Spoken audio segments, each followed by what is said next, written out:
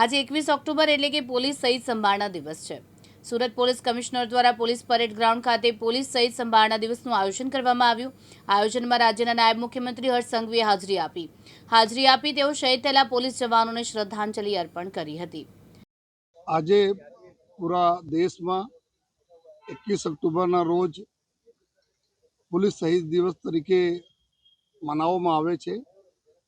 ત્યારે 21 October 1959માં hot spring ખાતે Chinese force દ્વારા આપણે સીઆરપીએફના 10 જવાનોના પેટ્રોલિંગ દરમિયાન શહીદ કરવામાં આવેલા હતા।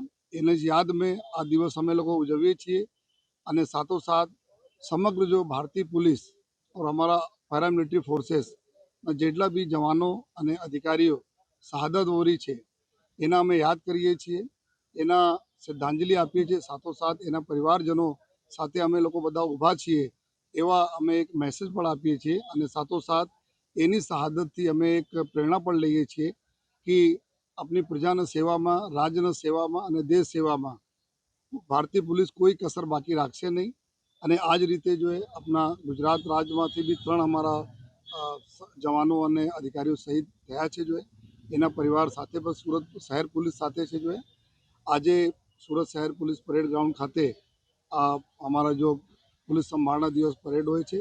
આમાં માનનીય ઉપ મુખ્યમંત્રી શ્રી હર્ષભાઈ સંઘવી સાહેબ હાજર રહેલ અને શ્રદ્ધાંજલિ આપી અમારા શહીદોના। અને આજના દિવસ એક એવા દિવસ હોય છે કે અમે લોકો મક્કમતા સાથે જો આ નિર્ણય પણ લઈએ છીએ કે અમારા ભારતીય સંવિધાન, અમારા લોકો એના રક્ષા કરવા માટે જો અમે લોકો કોઈ કસર બાકી નહીં રાખીશ જોઈએ અને એક સાથે મળીને પૂરી સમગ્ર જો ભારતના રાજ્યના અલગ અલગ રાજ્યોની પોલીસ છે, અમારી અર્ધલશ્કરી બલોના પોલીસ છે, જો અમે સહયોગ કરતી રહે છે જોઈએ એના એકબીજા સાથે સારા સંકલન રાખીને જોઈએ જો આંતરિક સુરક્ષા છે એના અમે લોકો મજબૂત કરતા રહીશું। દિવસે છે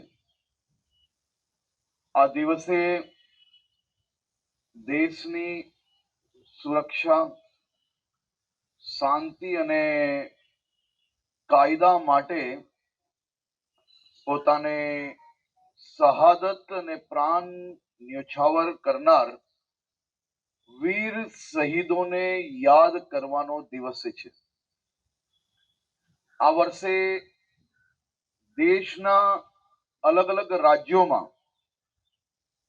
191 પોલીસ અધિકારીઓ અને કર્મચારીઓએ દેશ માટે ફરજ બજાવતા પોતાનું સર્વોચ્ચ બલિદાન આપ્યું છે।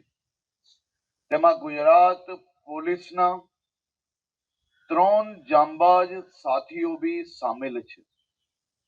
આપણે સૌ આજે વીર શહીદોને અને તેમના પરિવારને સલામ કરીએ છીએ। રાષ્ટ્ર અને આપણું રાજ્ય તેમના હંમેશા ઋણી રહેશે। અને રાજ્યના સૌ નાગરિકો વતી હું આ 191 શહીદ વીર જવાનોને